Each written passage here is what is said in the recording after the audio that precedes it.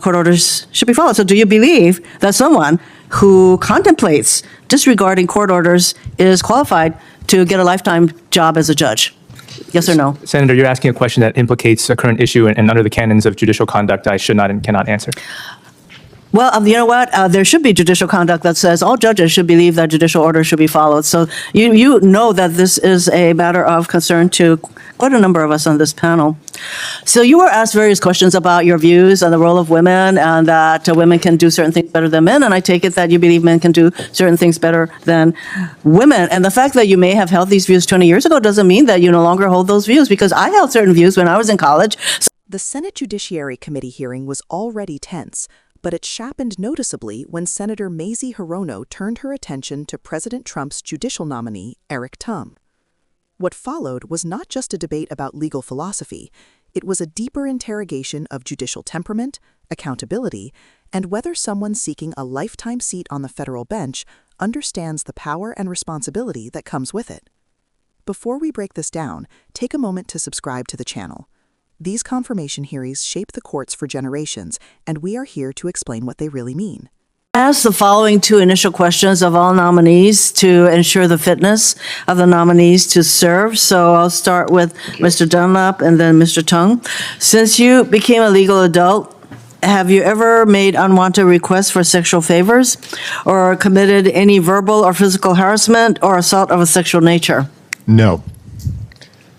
No. Have you ever faced discipline or enter into a settlement related to this kind of conduct? No. No. Can't hear you. No, Senator.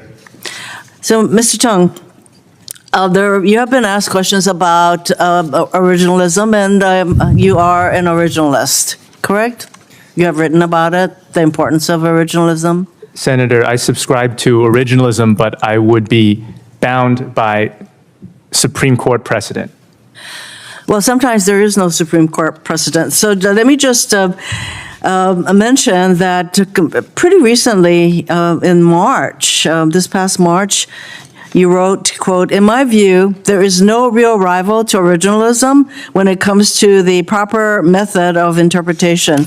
And you noted at the same time that, I'm quoting you, "Originalism recognizes that there may be hard cases, but most cases, including the high-profile ones, are not hard, whether there's a constitutional right to abortion, same-sex marriage, sodomy, pornography, transgender protections. The answer for the originalist is simple: no."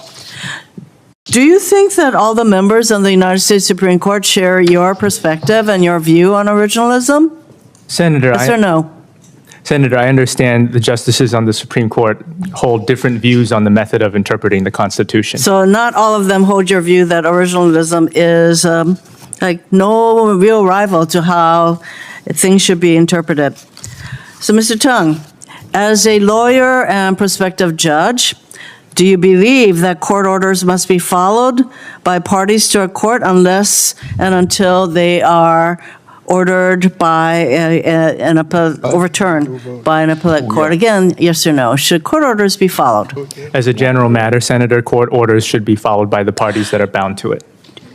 Well, I don't know what the general matter is. You know, you should. I would think that court orders should be followed. So, do you believe that someone who contemplates disregarding court orders is qualified to get a lifetime job as a judge? Yes or no? Senator, you're asking a question that implicates a current issue, and under the canons of judicial conduct, I should not and cannot answer. Well, you know what? There should be judicial conduct that says all judges should believe that judicial orders should be followed. So you know that this is a matter of concern to quite a number of us on this panel. So you were asked various questions about your views on the role of women and that women can do certain things better than men. And I take it that you believe men can do certain things better than women. And the fact that you may have held these views 20 years ago doesn't mean that you no longer hold those views, because I held certain views when I was in college, such as public service is a good thing. I still hold that view. But yet, when you were asked whether you still believe in these gender roles, which are very limiting, frankly, in my view.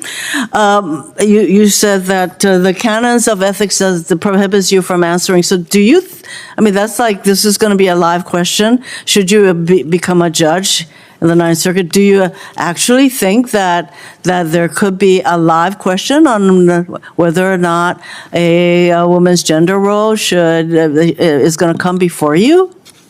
Senator, questions relating to, for instance, the 14th Amendment's Equal Protection Clause could come before me, and for that reason, I consider that a live issue, and I wouldn't be able to answer. Okay, canons. well, you know what? We didn't talk about the 14th Amendment, which, by the way, as far as I'm concerned, is supposed to provide equal protection for everyone, regardless of race, religion, etc. But frankly, what is happening with the 14th Amendment is that it is being weaponized, in my view, that this is a Supreme Court majority that is not exactly holding the 14th Amendment to provide equal protection for everyone. So I just have one more question. You talked about what you call the radical left. What do you mean by radical left? People in the radical left are saying things that are not truthful. What do you mean by the radical left? Senator, I am unsure from where you're pulling that phrase. I don't have the context to answer, Senator. You do remember talking about what you consider to be radical left. Mr. Chairman, I hope that I can submit some questions for the record, and it's so disturbing to me that there are some of our nominees who think that they don't have to really respond. I hope that you are not among those, because I will have some questions for the record. Mr. Tung? Appreciate it, Senator. Okay, thank you. Hirono began with questions she asks every judicial nominee, questions meant to establish baseline fitness for the bench. She asked whether Tung had ever engaged in sexual harassment or assault, or faced discipline or settlement related to such conduct. Tung answered no, straightforward, on the record. From there, Hirono moved quickly into the heart of the controversy, Tung's legal ideology. She cited his own writing, where he argued that originalism has no real rival as a method of constitutional interpretation. In that same writing, Tung had suggested that many high-profile cases are not hard at all under originalism, explicitly listing issues like abortion rights, same-sex marriage, LGBTQ protections, and reproductive autonomy, and concluding that the answer, from an originalist perspective, is no constitutional protection. This is where Hirono slowed things down and made the stakes clear. She asked whether every Supreme Court justice shares that view. Tung conceded they do not. That mattered. Hirono was underscoring that originalism is not a neutral or universally accepted framework, but a contested philosophy that often leads to sweeping outcomes affecting millions of people. If you want more clear explanations of how legal theories translate into real-world consequences, make sure you subscribe now. The exchange then shifted to something even more fundamental, the rule of law itself. Hirono asked a yes or no question. Should court orders be followed unless overturned by a higher court? Tung answered in cautious, lawyerly language, saying that generally court orders should be followed. Hirono pushed back, emphasizing that there should be no ambiguity here. Obeying court orders is not optional. She then asked a question that cut to the current moment in American politics. Is someone who contemplates ignoring court orders qualified to serve as a judge for life? Tung declined to answer, citing judicial ethics and the existence of ongoing issues. Hirono was visibly frustrated. Her point was not about a specific case. It was about whether a judicial nominee believes in the basic principle that the judiciary's authority must be respected. This is not academic. At a time when court rulings are increasingly challenged or ignored, Hirono was testing whether a nominee would defend the institution he seeks to join. If this kind of accountability matters to you, subscribe so you do not miss future hearings like this. The most striking moment came near the end. Hirono asked Tung to explain what he meant when he referred to the radical left in past remarks. What did that term actually mean? Who was he talking about? Tung said he did not recall the context and could not define it. That answer did not sit well with Hirono. She made clear that vague political labels from a judicial nominee are not harmless rhetoric. They signal worldview, bias, and potential hostility towards groups that may one day appear before the court. This was not about winning an argument. It was about transparency.